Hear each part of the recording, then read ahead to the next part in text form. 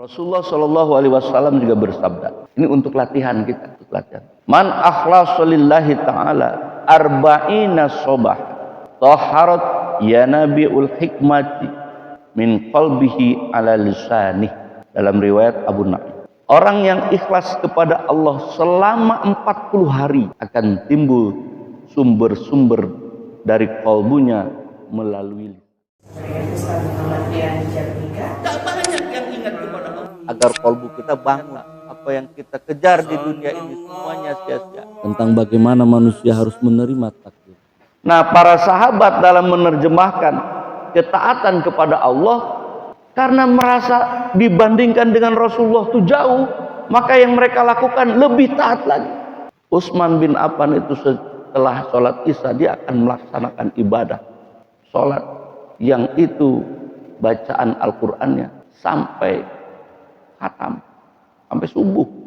Oh, itu kan nggak pernah dilakukan Nabi. Nabi kualitasnya jauh lebih tinggi, maka Utsman menyadari bahwa kualitas ibadah dia berantakan. Sehingga apa? Sehingga dilakukan upaya untuk bisa mendekati ibadah sebagaimana kualitas baginda Nabi. Para sahabat begitu menafsirkannya. Kalau kita enggak, Nabi cuma sekedar ngikutin yang sunnah begitu, jadi nggak usah memberatkan kita. Ya silakan, kalau nggak mau yang berat-berat, ya lakukan saja.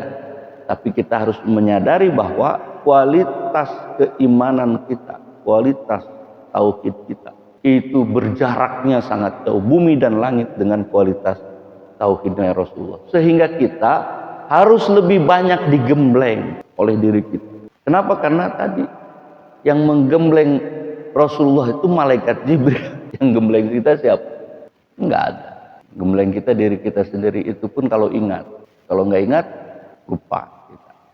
Bapak Ibu yang dirahmati Allah, Rasulullah Shallallahu Alaihi Wasallam juga bersabda, ini untuk latihan kita, untuk latihan. Man akhlasa lillahi ta'ala arba'ina sobah taharat yanabi'ul hikmati min qalbihi ala lisanih, dalam riwayat Abu Naim. Orang yang ikhlas kepada Allah selama 40 hari akan timbul sumber-sumber dari kalbunya melalui lisan. Ini latihan. Makanya kenapa ada para ulama terdahulu menyarankan untuk puasa 40 hari. Ini salah satu dasarnya, bahwa orang-orang ikhlas kepada Allah selama 40 hari, maka akan timbul sumber-sumber dari kalbunya, mata air kebijaksanaan dari kalbunya, untuk puasa 40 hari.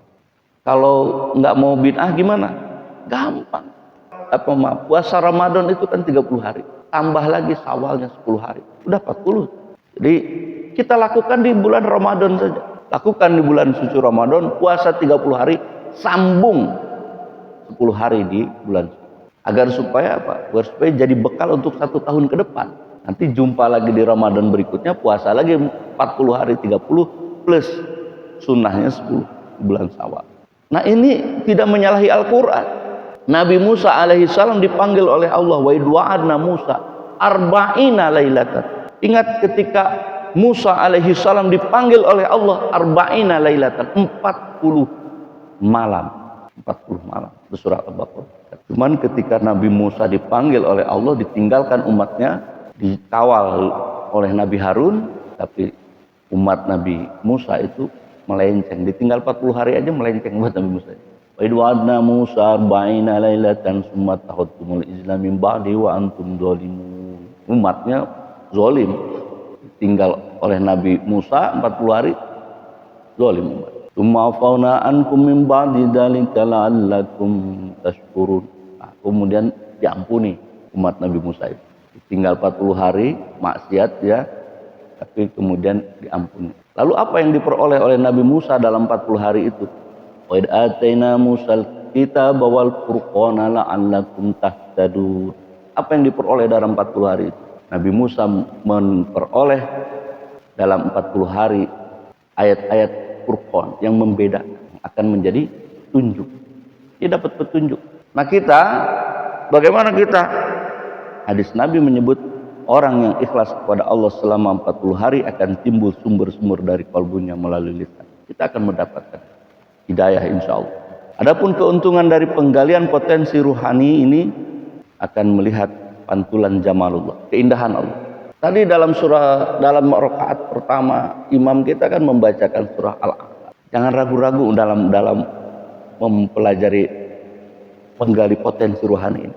Dibacakan tadi dikatakan qad aflaha man tazakka wa dzakara asma rabbih fasalla. Sungguh beruntunglah, sungguh akan sukses. Siapa mereka yang tazakka, yang membersihkan jiwanya. Ini pasangannya pas betul tuh, Al-A'la sama Atin. Kalau Atin diperlihatkan manusia itu sudah sempurna diciptakan, tapi nanti radadnahu asfala safilin, jatuh dia ke tempat yang paling rendah. Kenapa? Karena potensi rohaninya nggak dibuka. Bagaimana cara membuka potensi rohani? Di surat Al-A'la. Qad aflaha man tazakka, bersihkan dulu, akan beruntung, akan sukses dalam kehidupan dunia dan akhirat orang-orang yang membersihkan jiwa. Terus kedua, setelah dibersihkan jiwanya dibiarkan? Enggak dibiarkan, diisi Pak. Wa dzakara asma rabbih fasalla. Wa dzakara asma rabbih, dan berzikir kepada Rabbnya. Setelah bersih, berzikir kepada Tuhan. Lalu kemudian fasalla, maka dia akan bisa menegakkan sholat, bermunajat dia kepada Allah. Karena Nabi mengatakan as-sholatu mi'rajul mu'min. Baru sholat itu akan khusyuk. Khusyuknya sholat setelah jiwa kita dibersihkan, kita ingat kepada Allah, wadakaros marabi, baru kemudian sholat, mendirikan. Tapi apa yang terjadi kondisi kita hari ini? Dalam surah Al-A'la digambarkan, bal tu'sirunal hayatad dunya, tapi engkau semua cenderung kepada dunia. Sholat ingat apa? Ingat hutang, ingat dompet, ingat rumah, ingat makanan, macam-macam. Sholat itu dunia, bal tu'sirunal hayat. Padahal wal akhiratu khairu wa abqa. Padahal akhirat itu lebih utama, lebih langgeng, lebih kekal, lebih baik. Lalu kemudian ditutup, inna hada afis suhufil ula suhufi Ibrahim. Yang urusan-urusan begini ini itu sudah ada dalam suhuf Ibrahim, suhuf Nabi Ibrahim, lembaran-lembaran Nabi Ibrahim dan lembaran-lembaran Nabi Musa. Nabi Ibrahim, Nabi Musa alaihissalam mengajak manusia itu bersihkan jiwa, ingat kepada Allah, lalu tegakkan sholat. Tapi kondisi kita hari ini adalah bal tu'sirunal hayatad dunya. Dunia lebih mendominasi, padahal akhirat itu abqa, lebih kekal. Wal akhiratu khairu wa abqa.